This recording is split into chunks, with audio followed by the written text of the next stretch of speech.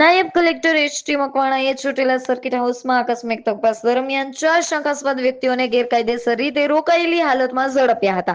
પકડાયેલાઓમાં હરીશભાઈ માવજીભાઈ ધાડવી, હરેશભાઈ પોલાભાઈ વાઘેલા, અરવિંદભાઈ પાંચાભાઈ ચાવડા અને ગુરધનભાઈ જાદવભાઈ ચાવડાને સમાવેશ થાય છે. ચારેયને મામલતદાર ચોટીલાને સુપરત કરી આગળની કાર્યવાહી હાથ ધરાઈ છે. જામ ખંભાળિયામાં ક્રાઇમ બ્રાન્ચે ગૌવંશ અને ભેંસવંશના કતલના ગુન્હામાં સંડોવાયેલા 2 આરોપીઓને ઝડપી પાડ્યા છે. પકડાયેલા આરોપીઓ ફારૂક યુસુફ બાબી અને ઇદ્રીશ સલીમ બાબી હોવાનું સામે આવ્યું છે. બંને 40 દિવસ પહેલા રૂપેણ બંદર કેસમાં પણ સંડોવાયેલા હતા અને પઠાણપાડા વિસ્તારમાં પણ કતલ કરતા હોવાની માહિતી સામે આવી છે. એલસીબી ટીમે ઘટના સ્થળનું રિકન્સ્ટ્રક્શન કરાવી ગુન્હામાં વપરાયેલા હથિયારો કબજે કરી આગળની કાર્યવાહી હાથ ધરી છે. TV7 લાઈવ ન્યૂઝ સાથે રિપોર્ટર ઘનશ્યામસિંહ વાઢેર, દેવભૂમિ, દ્વારકા.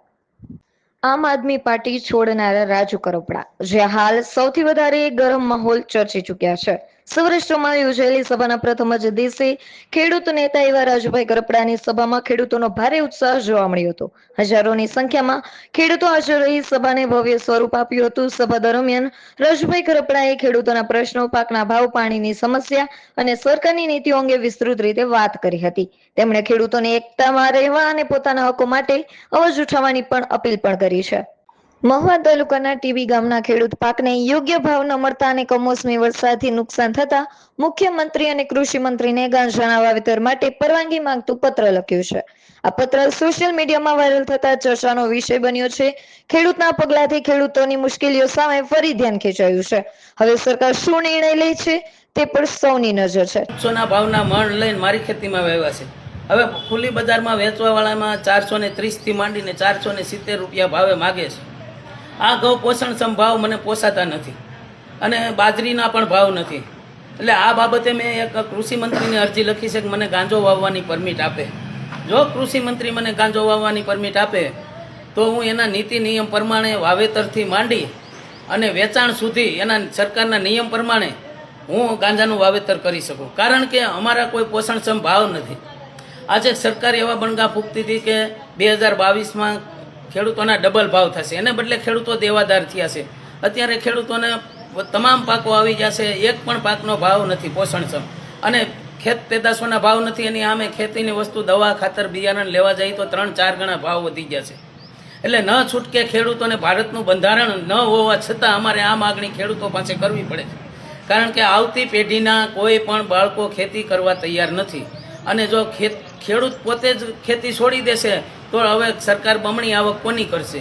અને બીજા નંબરમાં કે અનાજ, કઠોળ કે ધન ધાન્ય પાક ખેડૂત પકવતા બંધ થઈ જશે તો આજથી 5 વર્ષ પછી દેશ માટે પણ મોટી વિકટ પરિસ્થિતિ આવવાની છે.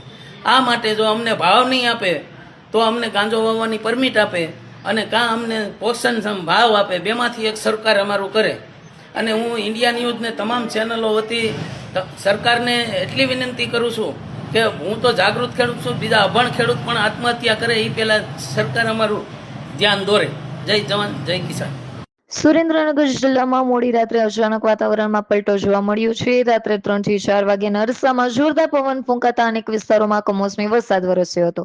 લીંબડી પંથકમાં તેજ પવન જોવા મળ્યો, જ્યારે મૂળી તાલુકાના સરા અને ખંભાળિયા ગામમાં વીજળીના કડાકા સાથે ભારે પવન ફૂંકાયો હતો. ધ્રાંગધ્રા વિસ્તારમાં પણ ભારે પવન સાથે વરસાદી ઝાપટા પડતા ભાર્ગવી સોસાયટીમાં વૃક્ષ ધરાશાયી થવાની સંભાવના સામે આવી છે. વાતાવરણના અચાનક પલટાથી જનજીવન પ્રભાવિત થયું છે. TV7 લાઈવ ન્યૂઝ સાથે રિપોર્ટર જયેશભાઈ મોરી.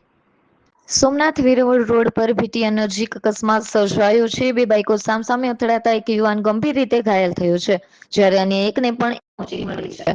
મળતી માહિતી મુજબ મચ્છી ભરેલા વાહનોમાંથી રસ્તા પર પડતા ચીકણા વાહનના કારણે રસ્તો જોખમી બનતા આ અકસ્માત સર્જાયો હોવાનું સામે આવ્યું. કાલાવડની ગેસ એજન્સી પર ગેસ સિલિન્ડર મેળવવા માટે લોકોની ભારે ભીડ જોવા મળી છે.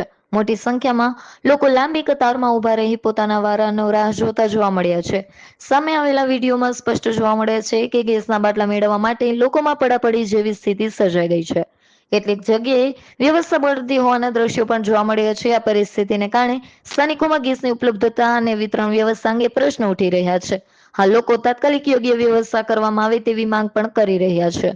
સુરતના કાપોદ્રા વિસ્તારમાં રચના સર્કલ પાસે આવેલા એમ્બ્રોઇડરી કારખાનામાં ભીષણ આગ લાગતા અફરાતફરી મચી ગઈ હતી. આગની ગંભીરતા ધ્યાનમાં લઈ ફાયર વિભાગની 10 થી વધુ ગાડીઓ તાત્કાલિક પહોંચી બચાવ કામગીરી હાથ ધરી હતી.